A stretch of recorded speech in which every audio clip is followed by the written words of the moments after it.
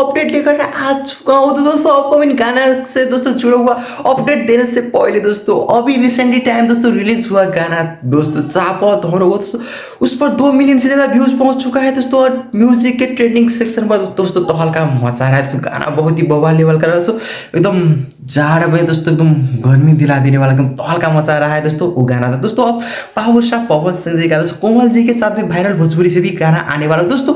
वो काहे वो लोग दोस्तों डिले कर रहा है मालूम नहीं दोस्तों, 1 से 1.5 महीने पहले ही बोल रहा था गाना आएगा पर दोस्तों पता नहीं काहे बगला रहा है वो लोग, गाना ही रिलीज नहीं कर रहा है। तो समझ दो अब के गाना दोस्तों वायरल भोजपुरी से ही आएगा। और उसके बाद दोस्तों पावर स्टार पवन सिंह जी का करेजवा कर धक्का धक 2 भी आने वाला है बहुत ही जल्दी। पहला वायरल भोजपुरी से आएगा उसके बाद धक्का धक 2 आने वाला है। तो दोस्तों ये दोस्तों फिर एक अपडेट आएगा दोस्तों एक नया गाना से जुड़ाओ, फिर एक अपडेट सा वीडियो लेकर आओ। तब तक के लिए वीडियो को लाइक करते हैं, चैनल को सब्सक्राइब भी कर देना।